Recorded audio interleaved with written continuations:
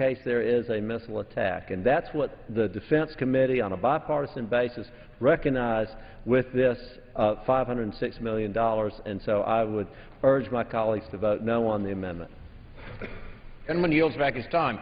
The questions on the amendment offered by the gentleman from Tennessee, those in favor signify so by saying aye. Those opposed say no. Opinion of the chair, the noes have it. Gentleman from Tennessee. Request to vote by the ayes Clause and nays. 6 of Rule 18 for the proceedings on the amendment offered by the gentleman from Tennessee will be postponed. Clerk will read. Page 26, line 4, Procurement Marine Corps, $1,482,081,000 to remain available for obligation until September 30th, 2015.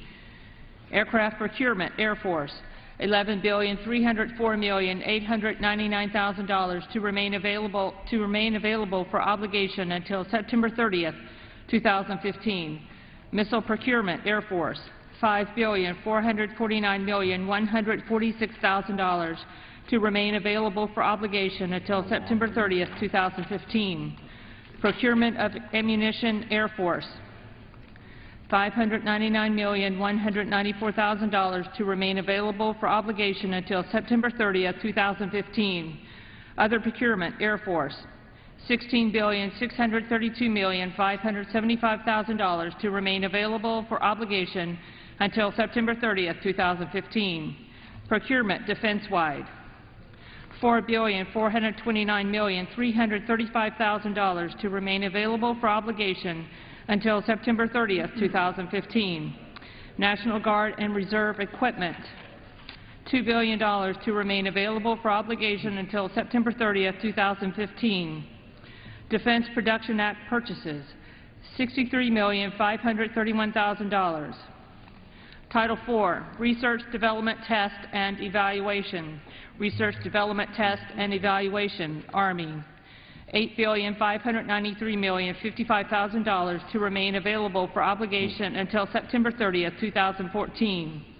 Research, Development, Test, and Evaluation, Navy, $16,987,768,000 to remain available for obligation until September 30th, 2014.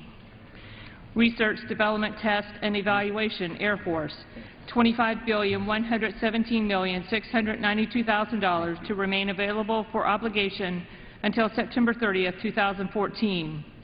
Research, Development, Test, and Evaluation, defense-wide, including transfer of funds, $19,100,362,000 to remain available for obligation until September 30th, 2014. The gentleman from Kansas. Mr. Chairman, I have an amendment at the desk. The clerk will designate the amendment. Amendment offered by Mr. Pompeo of Kansas. Page 32, line 18, after the dollar amount, insert reduced by $250 million. Page 32, line 20, after the dollar amount, insert reduced by $250 million. Page 153, line 15, after the dollar amount, insert increased by $250 million. The gentleman from Kansas is recognized for 5 minutes in support of his amendment. Thank you, Mr. Chairman. Mr. Chairman, I rise to strike the Rapid Innovation Fund and save the taxpayers over $250 million. As a veteran, I know how important it is that we use every single dollar that goes to our Department of Defense in an intelligent way. This fund, this Rapid Innovation Fund, has been never requested by the Pentagon. This is money that the Pentagon doesn't say that it wants. It was created in FY 2011 defense bill in response, frankly, to the loss of earmarks here in the House of Representatives. So far, the Appropriations Committee has put over $700 million in 2 years into this fund. And yet, to date, the Department of Defense has spent only $32.5 million of the $700 million already appropriated and provided. But instead of waiting to see if the fund is working and if it can be successful and if it's any value to the warfighter, this year the committee is pushing for another $250 million of taxpayer money to go into the so-called Rapid Innovation Fund. I urge my colleagues to reject this effort. First of all, the Pentagon, as I said, never asked for this money. The 4 DoD agencies declined an invitation to even participate in the fund. There is clearly no one in the military clamoring for what is essentially this slush fund. With a sequestration looming, now is the time to help the Defense Department to make tough choices, not to add $250 million in wasteful spending. We must focus our very scarce resources on validated military requirements. Second, this Rapid Innovation Fund is neither rapid nor innovative. The fund allows the Department of Federal Acquisition Regulations procedures to move forward, just as they do for any other procurement process. The first contracts took over a year to be signed. I don't find anything rapid about that. It simply doles out money to projects that are similar to those previously supported by the now discredited earmarking system. There's nothing innovative about that either. Let me be clear, this fund was created by Congress because Congress ended earmarks, and some have wanted a way to have earmark-type projects continue to receive government money. This fund is third, wasteful, and unnecessary. The DoD's base budget is well over $500 billion, built through a time-honored and trusted process to ensure the needs of our warfighters. This fund, however, is completely outside of this process, and therefore advances projects that have not been validated and are not proven in this same manner. Finally, the fund itself is unproven.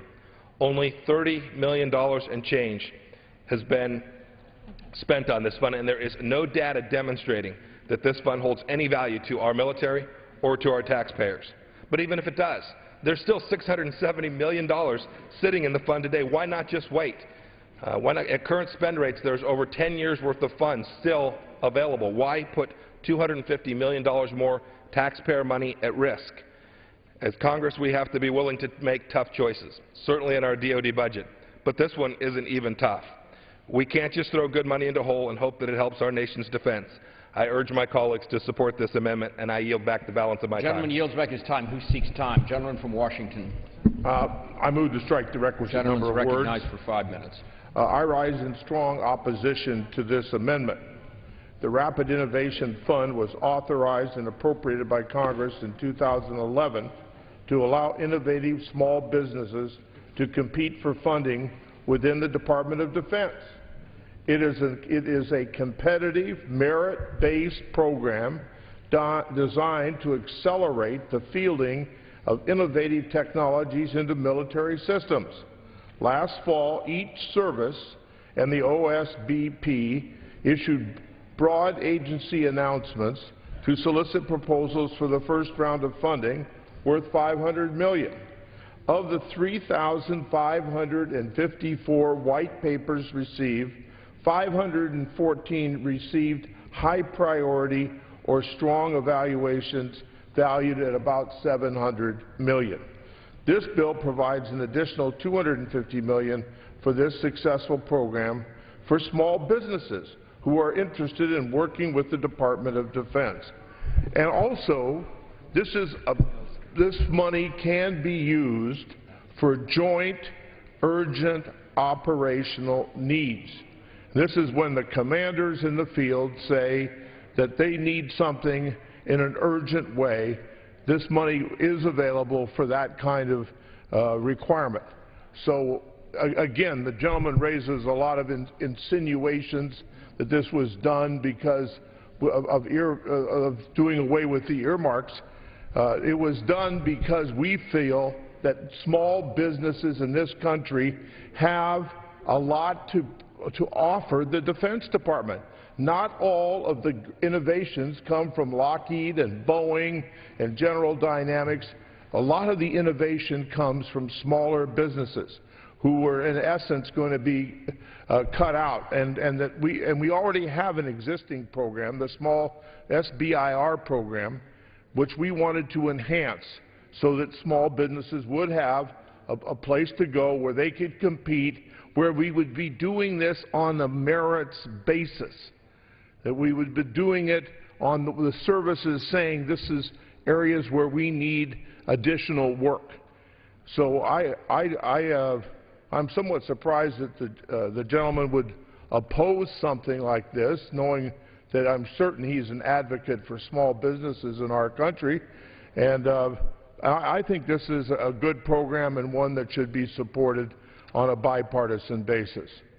And I yield the balance of my time. Gentleman yields back his time. The gentleman from Georgia. Mr. Chairman, I rise in opposition to the amendment. Gentleman's recognized for 5 minutes. And I want to say this. While we all acknowledge there was a numerical explosion and a substantive explosion or questionable in substance on earmarks, and that's why earmarks are banned, one of the advantages of earmarks is that it did let the small mom and pop innovative small businesses have a crack at the bat at the Pentagon budget. And most of us who are familiar with the Pentagon budget would say it's broken, or at least it needs lots of improvements. What the earmarking did do is let small companies have a bite of the apple. And so in the interest of banning earmarks, we set up this program to allow small businesses to. I want to give you a graphic example. I had a man come to me one time. He said, I used to work with a large defense contractor. He named the contractor, and I don't want to name them, but he said, this is a circuit panel. In fact, it's a memory panel. It's about the size of this notebook in my hand. And he said, this is for a nuclear submarine, and it cost about $10 million. I know because I invented it when I was with the large defense contractor. And all nuclear submarines now buy this kind of memory board. But your cell phone, pulling out the BlackBerry, now has more memory in it than that big, awkward panel. But the only way I'm going to get a crack at the business with the U.S. Navy would be through the earmarking process. Now, I could replace this $10 million circuit memory board for probably hundreds of thousands of dollars, but I can't do that now. You've thrown away that tool for both of us. So we set up this board to try to let those small businesses have a crack at the bat. And I agree with you, there's money in the account that maybe it should be spent down. We need to be looking at it before plussing up. I think you've raised some good points, but I believe that the reason why that program is out there is very important in order to keep the large defense contractors honest, if you will, and provide a path for the small innovators. I really appreciate what the gentleman just said. Another thing here, the gentleman is saying they should just rush out and spend this money. I don't mind a thorough, professional way of going about this. And to take some time to make sure they've got this right is what we want them to do. And I don't have the time. The gentleman from Georgia has the time. Holds the time. Yep. I just say to the chairman, I'm not urging anyone to rush out and spend this money. I'm urging this money to stay in the pockets of the taxpayers because the Department of Defense has not asked for it. All of the things that have been spoken to, these good ideas. I was a small business owner. I made airplane parts for 10 years. I don't want anybody to rush out and spend the money. I want to leave it in the taxpayers' pockets where the Department of Defense believes it should be. Reclaiming my time, though, as an airplane parts manufacturer, I can promise you that you know how difficult it was to sell your products to the United States Air Force, and this program would allow a small innovator to do that and therefore reduce the cost to the taxpayers of parts for airplanes. And with that, I yield back the balance of my time. Time of the gentleman has expired. The chair will remind members to refrain from crossing the well while other members are speaking. Who seeks time? Seeing none, the questions on the amendment offered by the gentleman from Kansas. Those in favor signify so by saying aye. Those opposed, no. In opinion of the chair, the noes have it. Mr. Chairman, ask for a recorded vote. Gentleman pursuant to Clause 6 of Rule 18 for the proceedings on the amendment offered by the gentleman from Kansas will be postponed. For what purpose does the gentleman from Massachusetts seek recognition? Mr. Chairman, I have an amendment at the desk. Clerk will designate the amendment.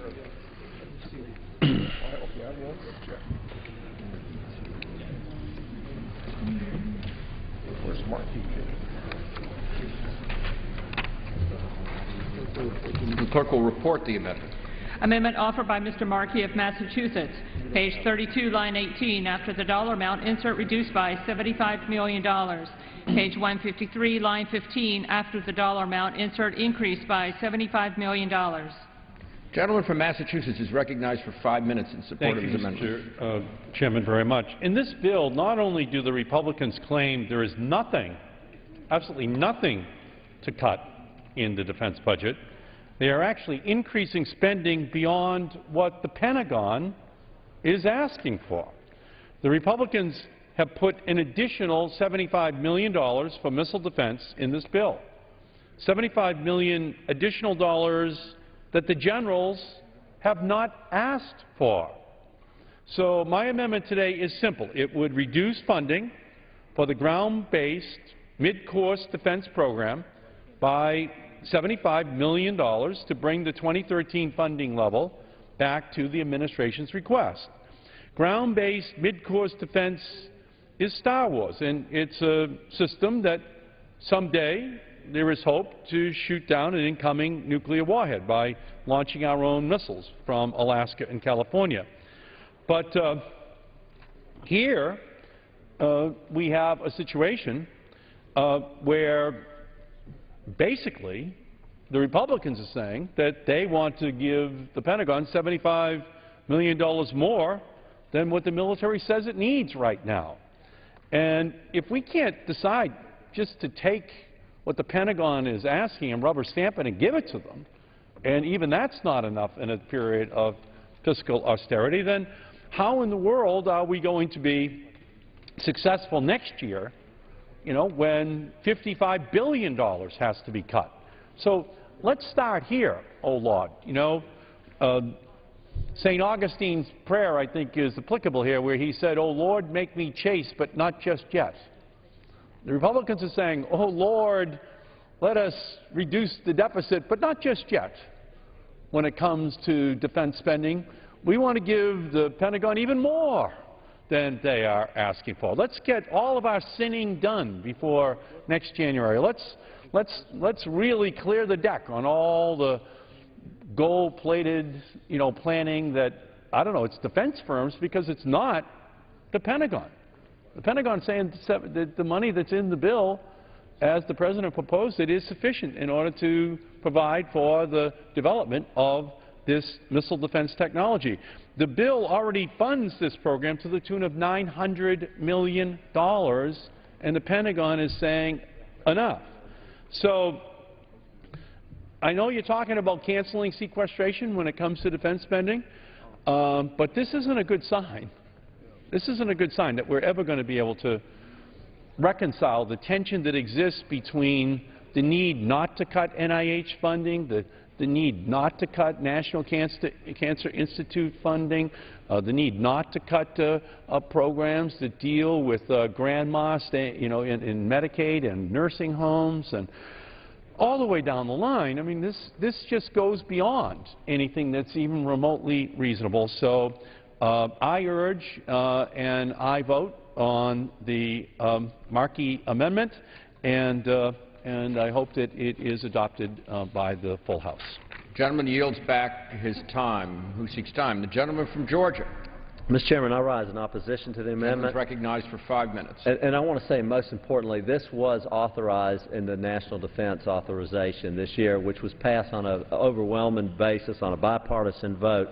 And their authorization actually was a lot more than our $75 million. And the reason why this money is in there, and it affects Fort Greely, Alaska, and Vandenberg Air Force Base in California, is that there are some changes that are going on in the missile silos. So rather than close down the shop and hope that the bad guys give us a pass until we're ready to defend ourselves, we're having to move these missiles and keep them current, keep them active, keep them capable while this construction is going on, and then we finish the construction and put them back. And that's why the authorizing committee on a bipartisan basis authorized it, and that's why our subcommittee has also supported it, although at a lower number. With that, I recommend a no vote and yield back.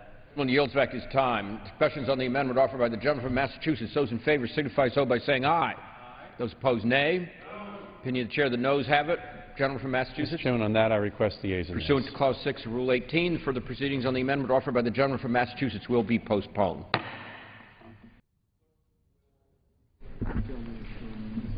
Gentleman from Mississippi. Mr. Chairman, I move to strike the last word. Gentleman is recognized for 5 minutes.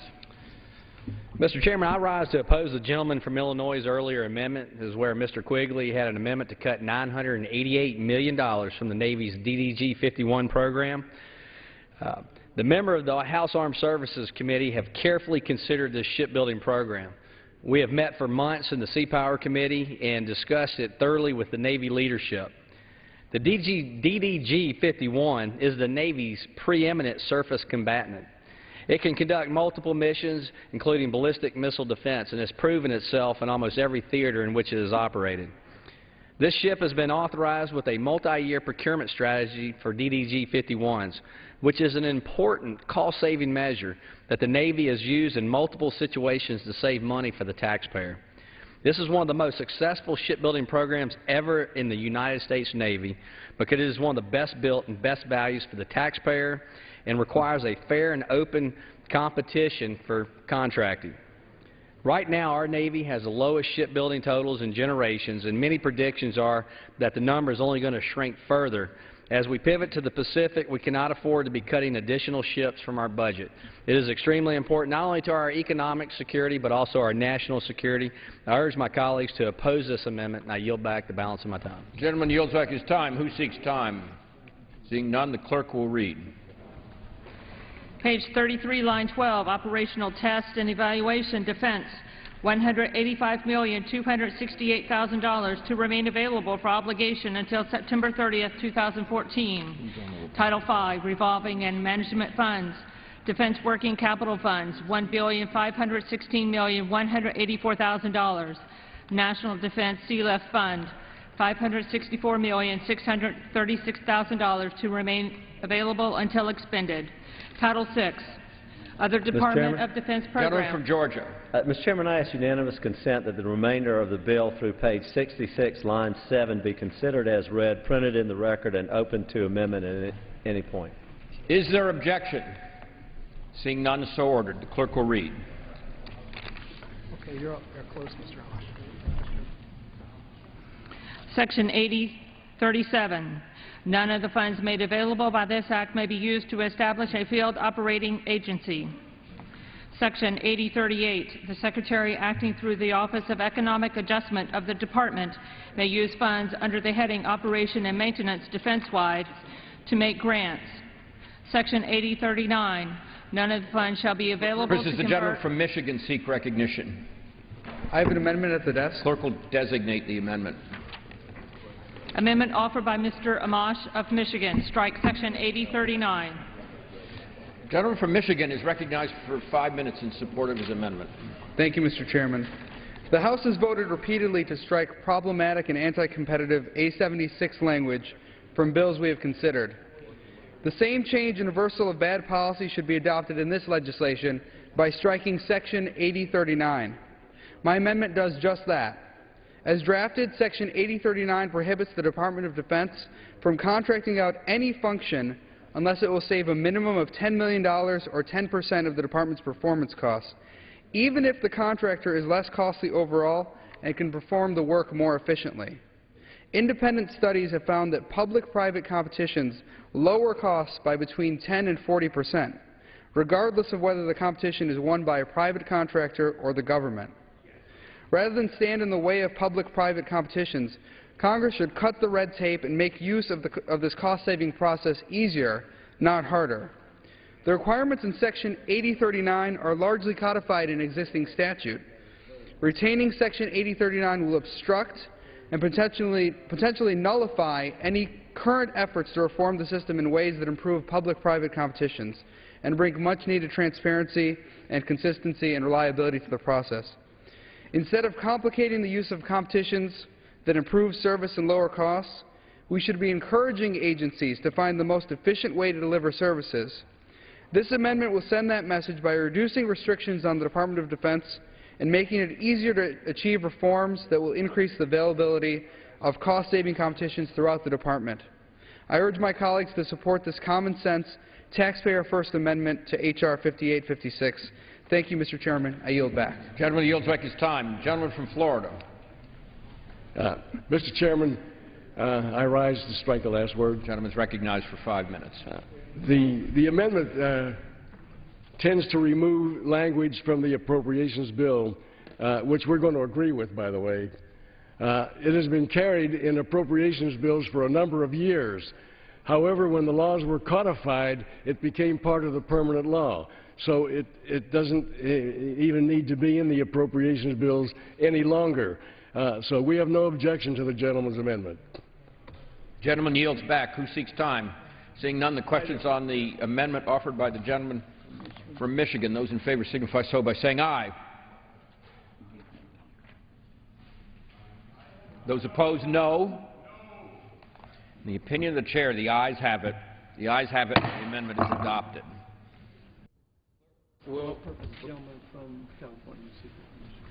What purpose does the gentleman from California seek recognition? Mr. Speaker,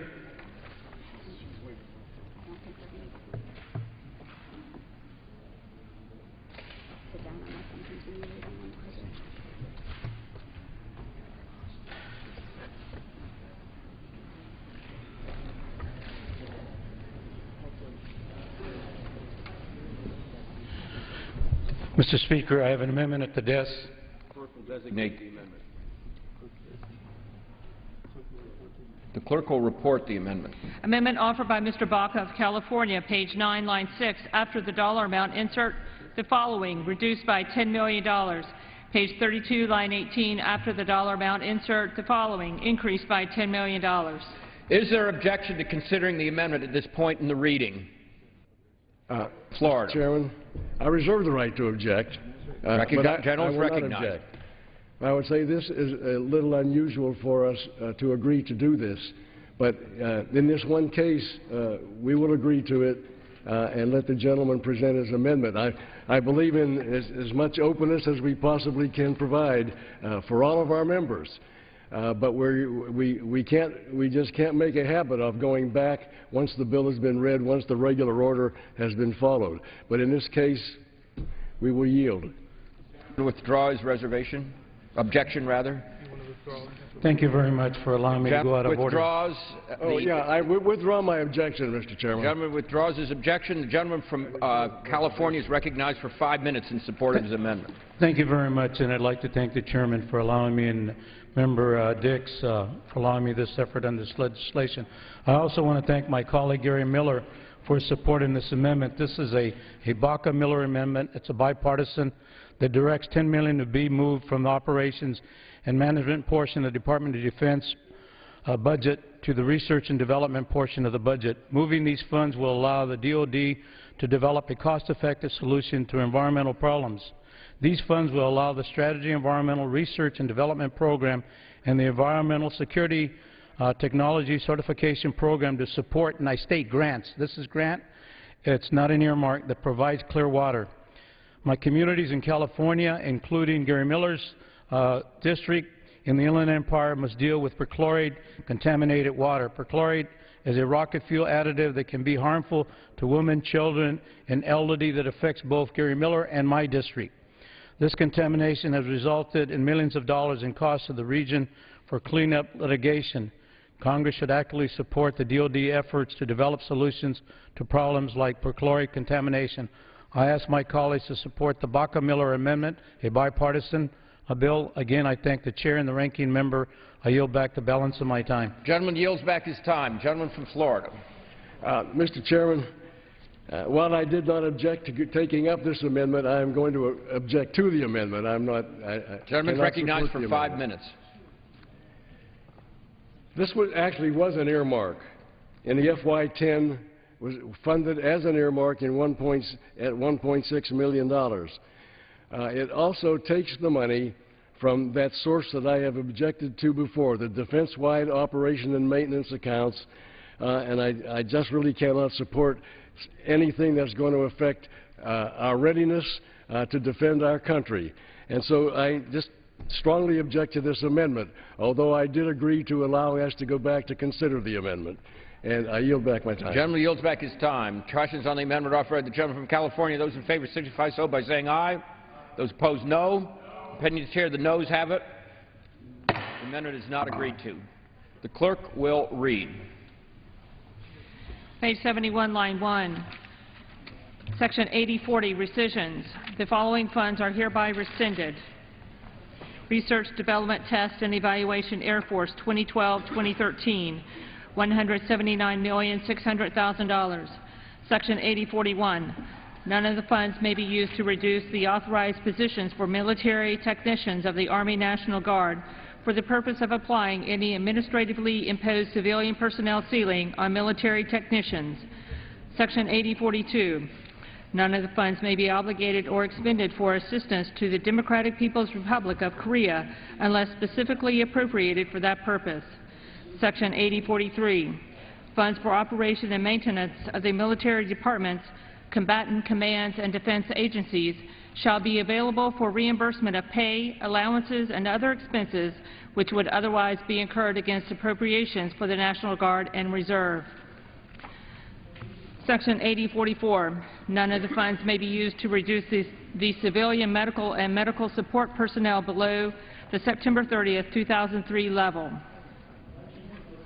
Section 8045, none of the funds for drug interdiction or counter-drug activities may be transferred to any other department or agency except as specifically provided in an appropriations law.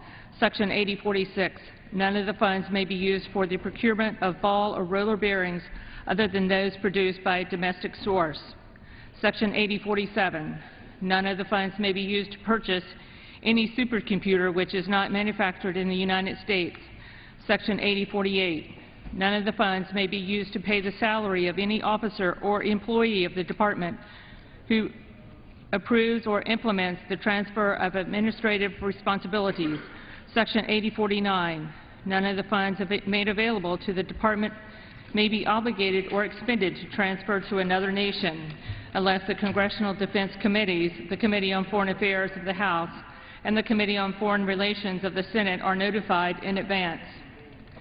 Section 8050, none of the funds shall be obligated or expended to pay a contractor for cost of any amount paid by the contractor to an employee when such costs are for hours for a bonus or otherwise in excess of the normal salary paid.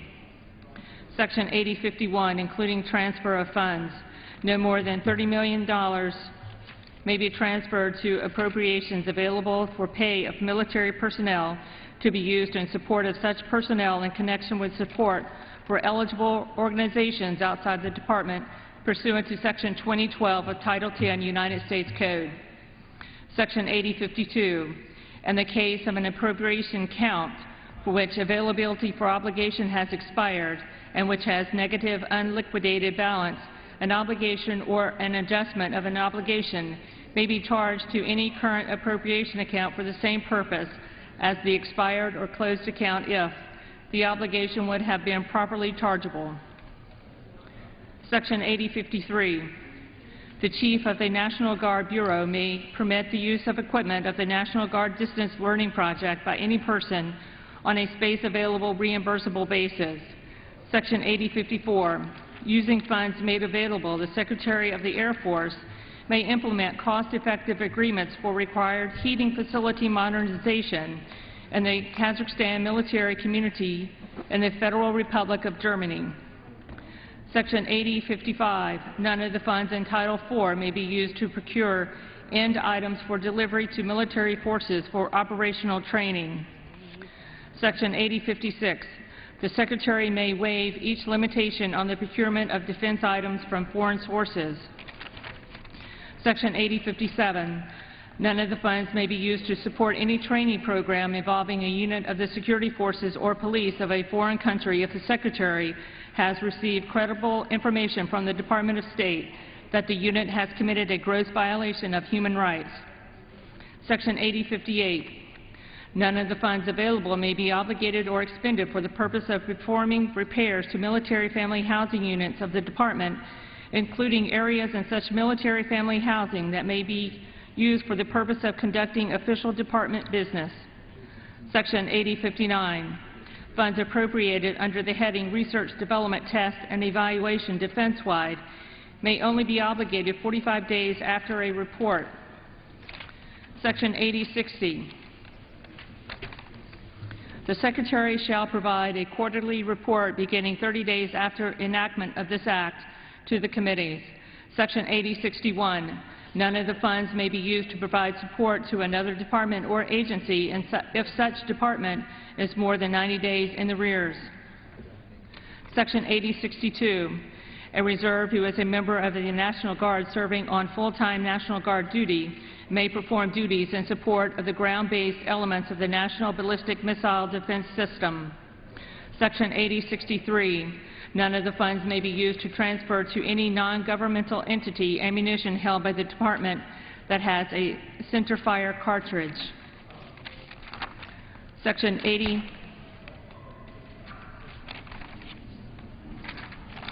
8064, the Chief of the National Guard Bureau may waive payment under Section 2667 of Title 10 United States Code. Section 8065, none of the funds shall be used for the support of any non-appropriated funds activity of the Department that procures malt beverages. Section 8066, including transfer of funds, under the heading Operation and Maintenance Army, $133,381,000. Section 8067, Section 8106 of the Department of Defense Appropriations Act 1997 shall continue in effect to apply to disbursements that are made by the Department. Section 8068, $4 million is hereby appropriated to the Department to remain available for obligation until expended. Section 8069, including transfer of funds, under the heading Research, Development, Test, and Evaluation Defense-wide, $948,736,000 shall be for the Israeli cooperative programs. Section 8070, none of the funds may be obligated to modify command and control relationships to give Fleet Forces command, operational, and administrative control of new U.S. Navy forces assigned to the Pacific Fleet.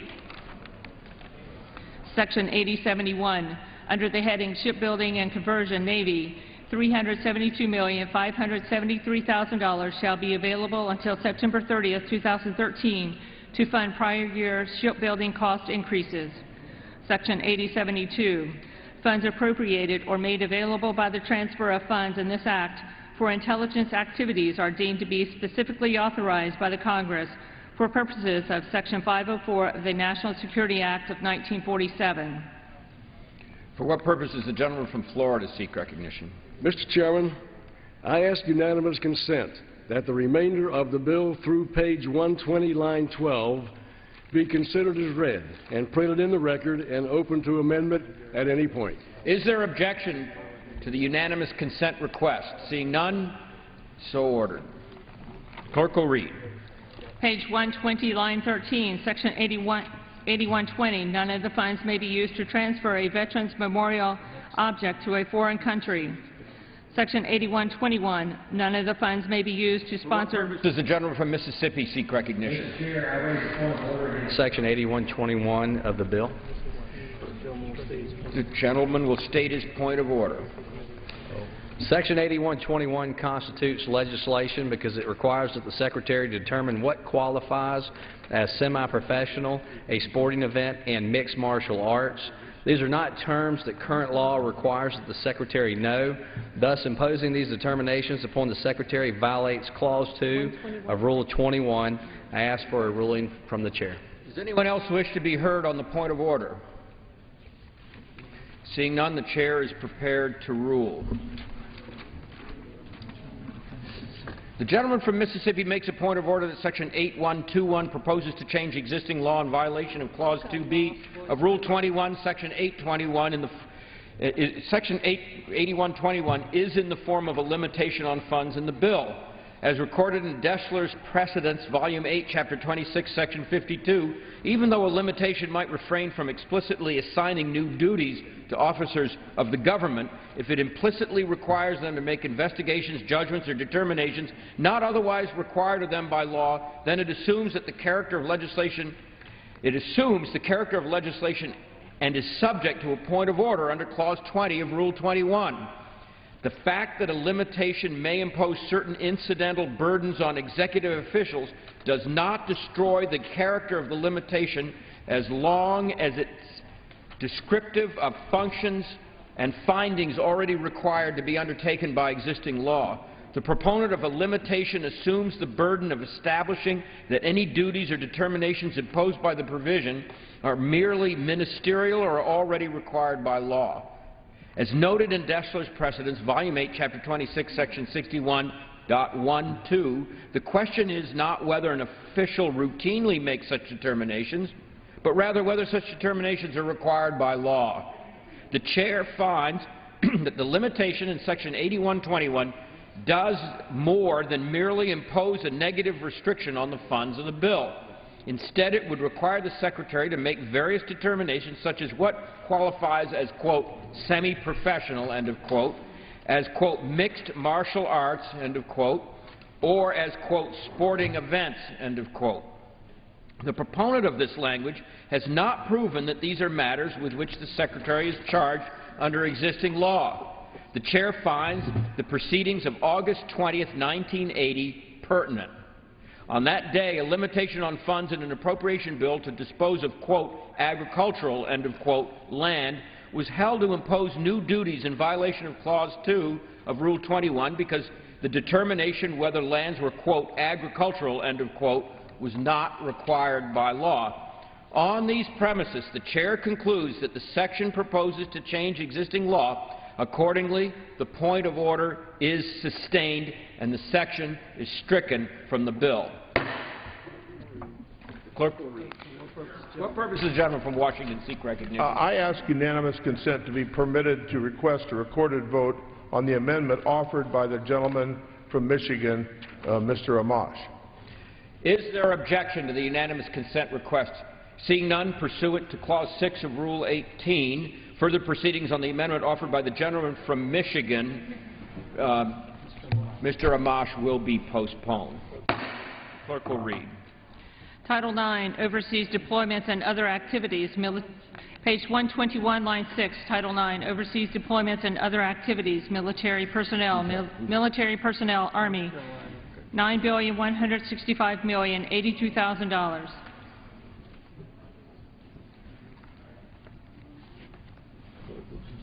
The clerk will read. Military Personnel, Navy, $870 million. What purpose does the gentleman from North Carolina seek recognition? The clerk will designate the amendment. Amendment offered by Mr. Jones of North Carolina, page 121, line 12. After the dollar amount, insert increase by $98,697,000. Page 121, line 19. After the dollar amount, insert increase by $9,373,000. Page 122, line 3, after the dollar amount, insert increase by $17,482,000. Page 122, line 10, after the dollar amount, insert increase by $13,857,000. Page 122, line 17, after the dollar amount, insert increase by $1,690,000.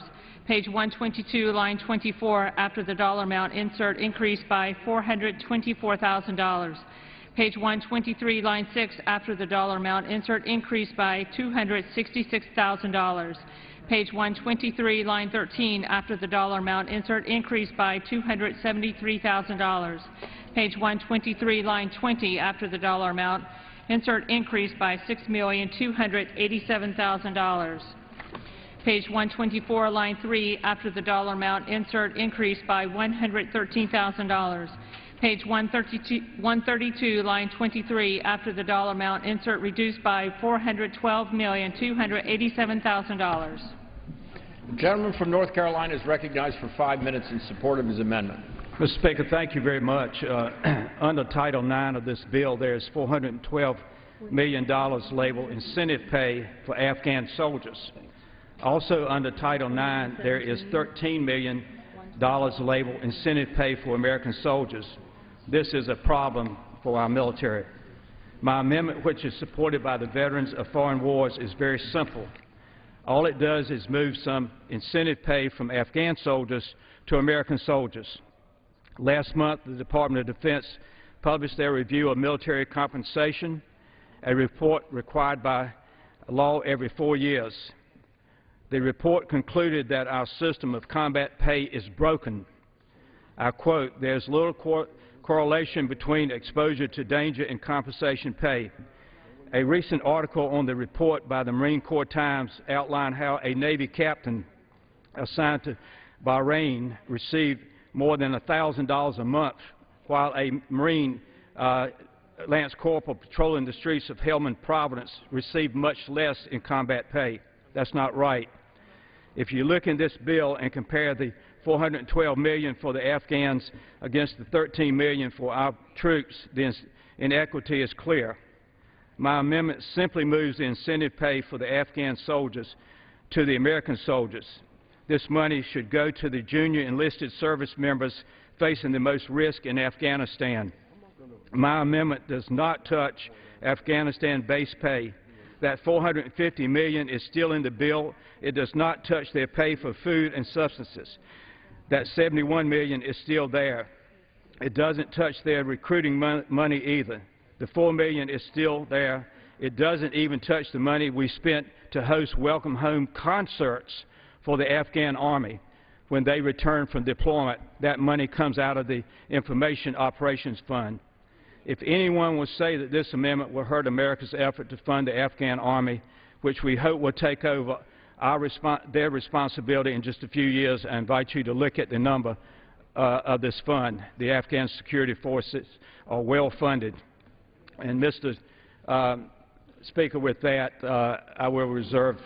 Well, I can't reserve. I understand that. I hope that this amendment will be accepted, and I will, at that time, yield back the balance of my Gentleman time. yields back his time. Who seeks time?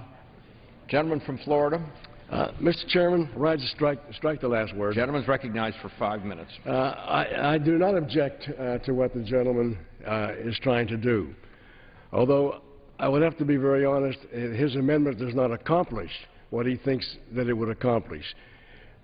We're okay to transfer the money, so we're not going to object to the amendment. But the fact is, this is controlled by law. This not by appropriations. This is controlled by the National Defense Authorization Act, not by the appropriations bill. So, while I understand what the gentleman wants to do, and I agree with what he wants to do, this won't do it. I'm not going to object to it. Gentleman yields back his time. Questions on the amendment offered by the gentleman from North Carolina? Those in favor signify so by saying aye. Aye. Those opposed, no. Opinion of the chair, the ayes have it. The amendment's adopted. Clerk will read. Whether it does any good or not. Page 121, line 17, Military Personnel Navy, $870,425,000. Military Personnel Marine Corps, $1,623,356,000. Military Personnel Air Force, $1,286,783,000. Reserve Personnel Army, $156,893,000. Reserve Personnel Navy, $39,335,000. Reserve Personnel Marine Corps, $24,722,000. Reserve Personnel Air Force, $25,348,000. National Guard Personnel Army, $583,804,000. National Guard Personnel Air Force, $10,473,000. Operation and Maintenance Army, $26,682,437,000. Operation and Maintenance Navy, including transfer of funds, $5,880,395,000. Operation and Maintenance Marine Corps, $4,566,340,000. Operation and Maintenance Air Force, $9,136,236,000. Operation and Maintenance Defense-wide, $7,790,579,000. I have an amendment at the desk. Clerk will designate the amendment. Amendment number 3, printed in the Congressional Record, offered by Mr. Poe of Texas. The gentleman from Texas is recognized for 5 minutes in support of his amendment. Thank you, gentlemen. My amendment cuts $1.3 billion in this bill that is going specifically to Pakistan, as stated in the report language of the bill. Pakistan seems to be the Benedict Arnold nation in the list of countries that we call allies. They have proven to be deceptive and deceitful and a danger to the United States, and here is some of the evidence. For the last 7 months, Pakistan closed down the southern supply route.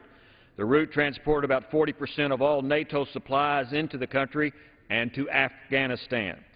Pakistan still refuses to go after the terrorist sanctuaries in the tribal areas of Pakistan.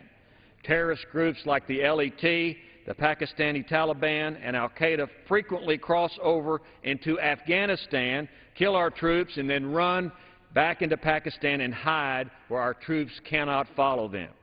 On May 23, 2012, Pakistan sentenced the doctor that helped the United States get Osama bin Laden to 33 years in prison. I thought getting the world's #1 terrorist, the terrorist that killed thousands of Americans, was a good thing, but apparently Pakistan prosecuted him. In February 2012, a NATO report confirmed our suspicions. The ISI is aiding the Taliban and other extremist groups in Afghanistan and Pakistan by providing resources, sanctuary, and training. In June 2011, Pakistan tipped off terrorists making IEDs not once but twice after we told them where the bomb-making factories were and asked Pakistan to go after them. In 2011, Pakistan tried to cheat the United States by filling out bogus reimbursement claims for allegedly going after militants when they weren't doing that at all.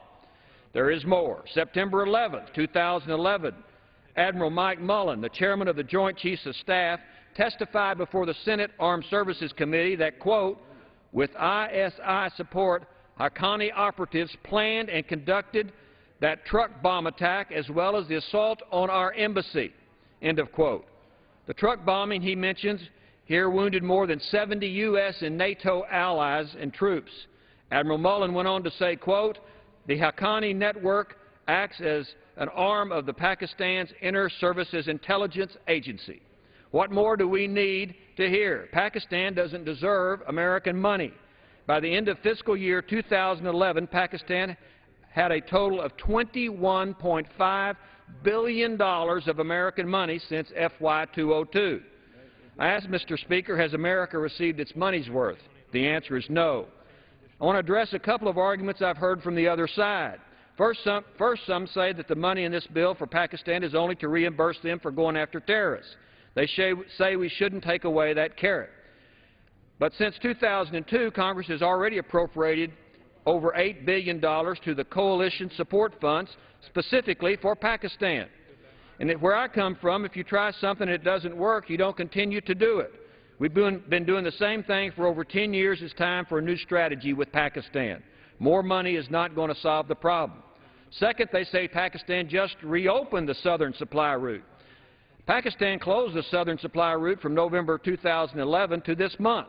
Pakistan was a bad ally before it closed the supply route. The fact that they messed us around and closed it for 7 months only adds to the long list of evidence that shows they are no friend of ours. It also shows that we don't need them to win the war in Afghanistan. We were able to pursue our mission in Afghanistan without them. What really endangers our troops is not access to the southern supply route, but failure to get access to Pakistan's tribal areas where Pakistan gives terrorists a safe haven. Pakistan is play in America. The only way and the only thing Pakistan's military rulers understand is dollars. And as long as we keep the money flowing, they have no incentive to change their evil ways. Our message should be this: Pakistan has a raging insurgency in their country with al-Qaeda, Pakistan Taliban, and the Haqqani network. Pakistan can either receive assistance and go after these terrorists with us, or don't get in the way, don't take any of our money, and we'll find our own way to take these terrorists out. I urge all my colleagues to join me in telling Pakistan they will no longer get American money. We don't need to pay Pakistan to betray us. They will do it for free. I yield back. Gentleman yields back his time. Who seeks time? Gentleman from Florida. Mr. Chairman, I rise to strike the last word. Gentleman's recognized for 5 minutes. Mr. Chairman, I agree with everything that Mr. Poe said. You cannot have an ally who is an ally today, but not an ally tomorrow. And that has been our experience with Pakistan. The Defense Department will tell you it's very complicated because that they do enjoy a nuclear capability that could be dangerous if it got into the wrong hands. I would ask Mr. Poe a question and would be happy to respond, to yield to him for an answer, but your amendment is not limited to Pakistan. Your amendment would cut across the board and reduce money for the Kyrgyz Republic, Jordan, who is one of our most important partners and coalition in the region, funding for the Northern Distribution Network, and numerous other coalition partners who are helping in the fight against terrorism. So I wonder if we could talk you into amending your amendment or rewriting your amendment to make it specifically to Pakistan. And then, but let me say this to you before you answer, and I'll yield to you. In this bill, the money for Pakistan can't be spent unless, cannot be spent. We have fenced this money, all of it, until the Secretary of Defense, with the concurrence of the Secretary of State, certifies to Congress that the government of Pakistan is doing this, cooperating with the United States in counterterrorism efforts, including taking steps to end support for terrorist groups and prevent them from basing and operating in Pakistan and carrying out cross-border attacks. Pakistan is not supporting terrorist activities against the United States or coalition forces in Afghanistan. Pakistan is not dismantling IED networks and interdicting precursor chemicals used in making IEDs, preventing the proliferation of nuclear-related materials. Anyway, there's 4 or 5 more, and I won't take the time.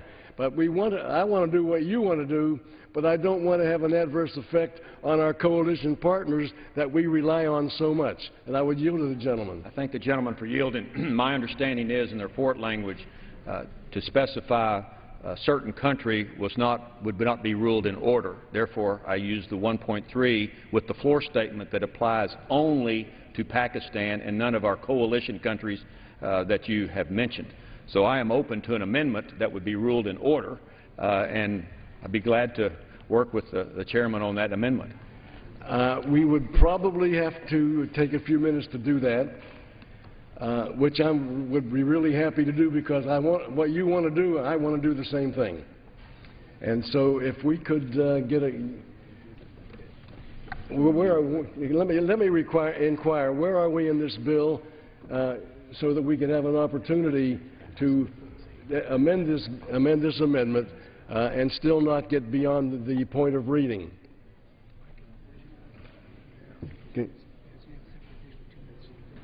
The reading has progressed to page 125. Yeah. Ask unanimous consent for another 2 minutes.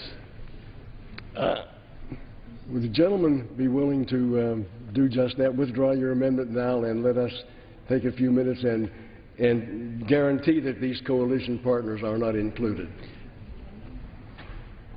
Yes, I would be certainly willing to do that, so I will withdraw my amendment. Without objection, thank the gentleman very much. The amendment is withdrawn. Thank you. The clerk will read. Page 127, line 3, Operation and Maintenance, Army Reserve, $152,387,000. What purpose does the gentleman from Pennsylvania seek recognition? Mr. Chairman, I have an amendment at the desk. Clerk will designate the amendment. Amendment offered by Mr. Altmeyer of Pennsylvania, page 127, line 5. After the dollar amount, insert the following: increased by $5,500,000.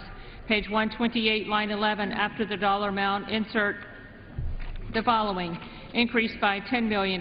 Page 129, line 4. After the dollar amount, insert the following: reduced by $18,500,000. Gentleman from Pennsylvania is recognized for 5 minutes in support of his amendment.